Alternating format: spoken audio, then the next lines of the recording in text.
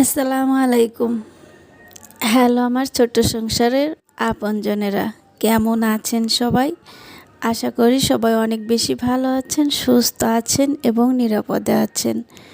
যে যেখানে আছেন, আমরাও ভালো আছি আলহামদুলিল্লাহ। আবারও চলে এলাম আপনাদের মাঝে কিছু গল্প কথা নিয়ে। আশা রাখছি আজকের ভিডিওর পুরোটা সময় জুড়েই আমার সাথে থাকবেন।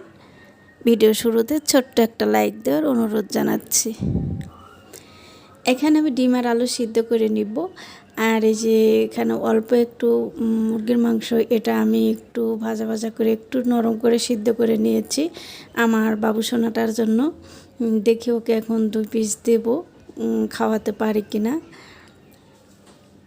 তো যেহেতু ছোট মানুষ আছে, দেখা যায় এটা একটু ওটা একটু এভাবে করে নিতে হয়। এখানে কাঁকরোল ভাজি করতেছি আর একদমই সিম্পলভাবে পাতলা আলুর ঝোল করব। তো ভিডিওটা দেখতে থাকেন, আমি আপনাদের সাথে একটু গল্প করব। এই যে কাঁকরোলটা সুন্দর করে ভেজে নিয়েছি মুচমুচে করে।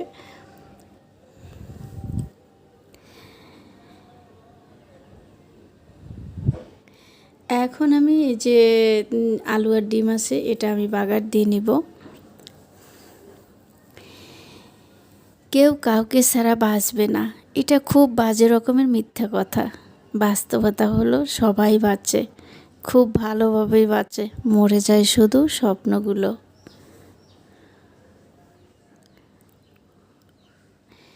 জীবন শেখায় কাকে বিশ্বাস করতে হয় আর কাকে দূরে রাখতে হয়। সবার মুখে মিষ্টি কথা থাকে, কিন্তু সময়ই বলে দেয় কে আপন আর কে কত অভিনয়ের মাস্টার।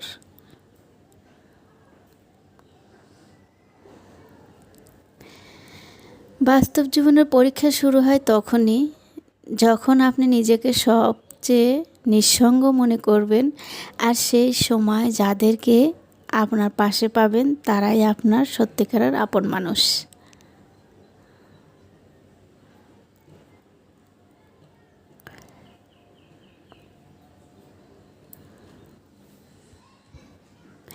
জীবনের সবচেয়ে বড় গৌরব কখনোই হেরে যাওয়ার মধ্যে নয়, বরং প্রতিবার হেরে গিয়ে পরে উঠে দাঁড়ানোর মধ্যে নিহিত।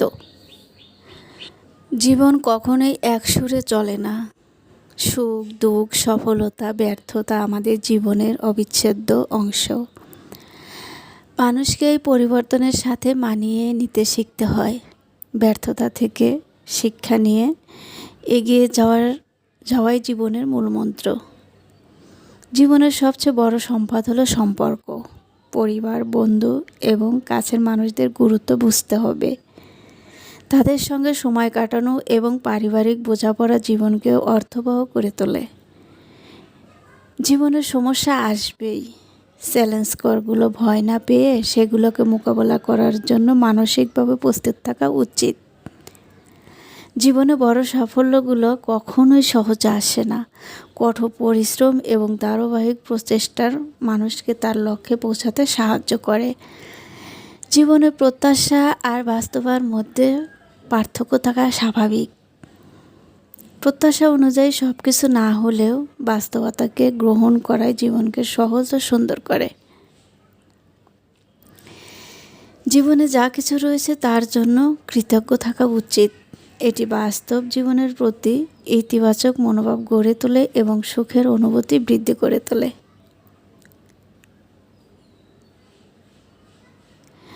জীবনে কঠিন জায়গা, আর এই কঠিন জায়গা বাস্তবতার মাঝে মধ্যে কল্পনার চাইতেও ভয়াবহ। সবাই তোমার ভালো চায়, যতক্ষণ না তুমি তাদের চেয়েও ভালো হয়ে যাও। বাস্তবতা স্বীকার করো, নিজের জন্য লড়াই করো।